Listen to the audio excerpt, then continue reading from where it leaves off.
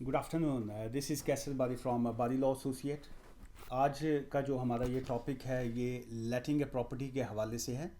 ये जो tenancy agreement जो बनता है उसके हवाले से बहुत से लोग ये समझते हैं कि प्रॉपर्टी को रेंट आउट करना जो है ये बड़ा इजी है।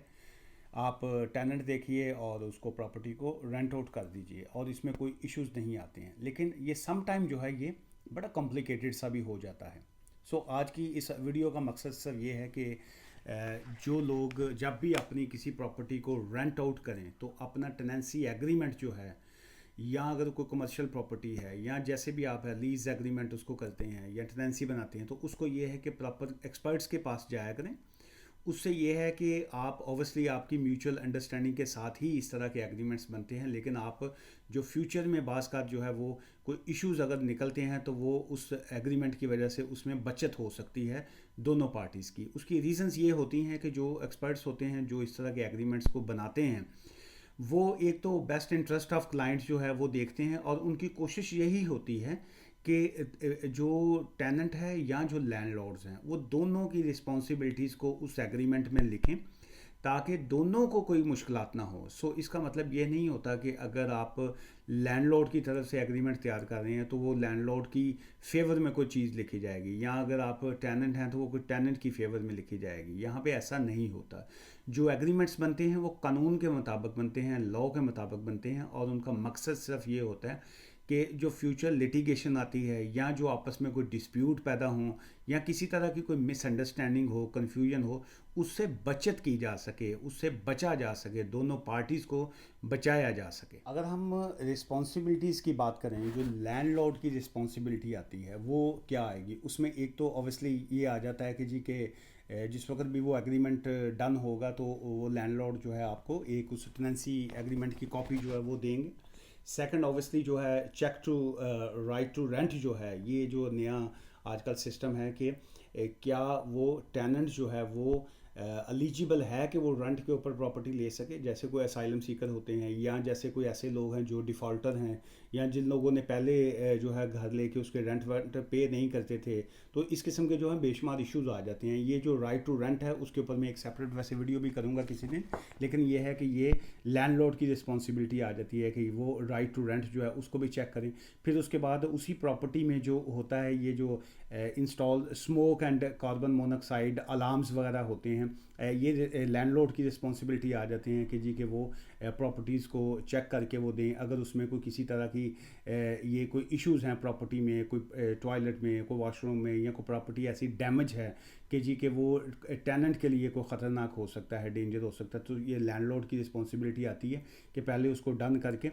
फिर वो जो है वो टेनेंट को दें। और उसके बाद जो टेनेंट से डिपॉजिट जो लिया जाता है वो डिपॉजिट प्रोटेक्शन स्कीम जो है वो उसके हवाले से ये आ जाता है कि जो टेनेंट ने डिपॉजिट जो पे किया है उसकी प्रोटेक्शन जो है वो करना जो है वो ऑब्वियसली लैंडलॉर्ड की रिस्पॉन्सिबिलिटी आ जाती है। फिर ये एक और इसमें पॉइंट आ जाता है कि गिव योर टेनेंट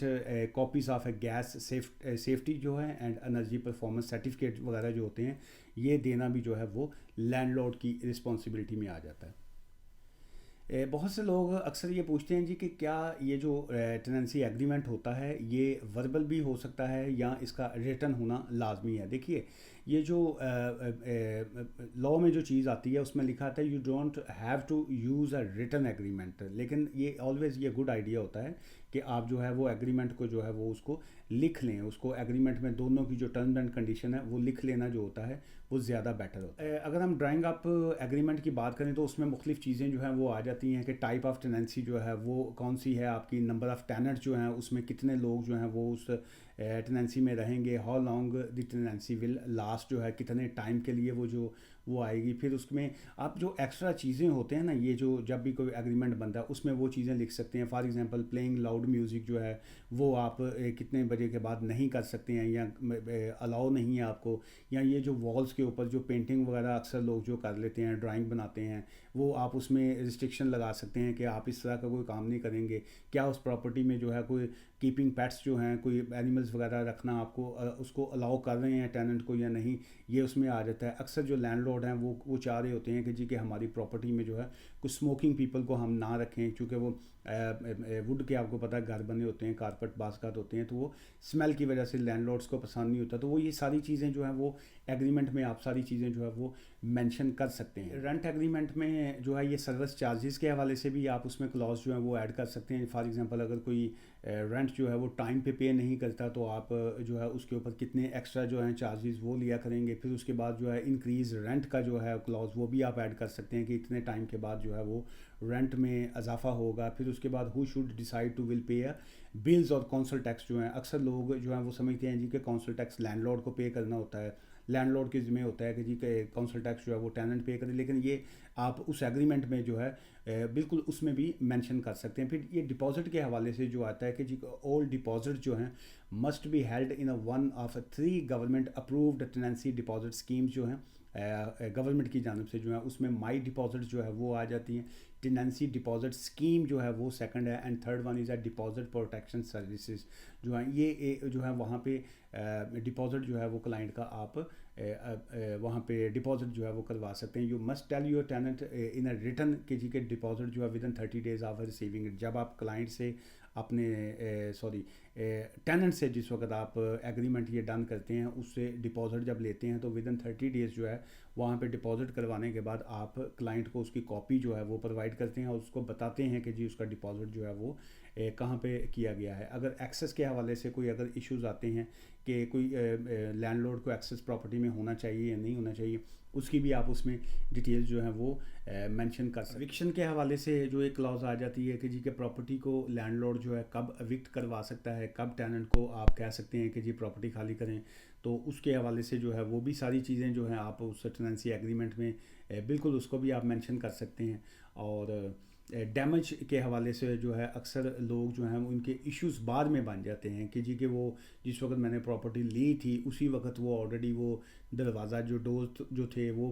टूटे हुए थे, या वो वॉशरूम के टैप वगैरह प्रॉपर काम नहीं कर रहे थे, जो कारपेट है उसमें कोई इश्यूज़ थे। सो इस ऑलवेज़ एडवाइजेबल कि जब आप इस तरह के टेनेंसी एग्रीमेंट को बनाएं,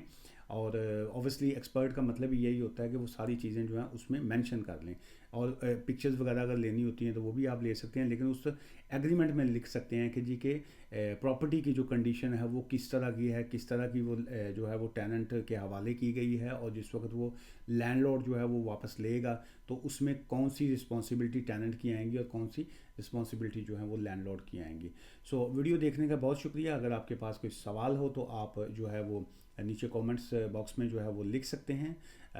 और अगर लीज़ या टेनेंसी एग्रीमेंट के हवाले से अगर आप हमसे मिलना चाहें तो हमारा ऑफिस जो है वो ब्रैडफोर्ड में है। और दुआ में याद रखिएगा। Take care,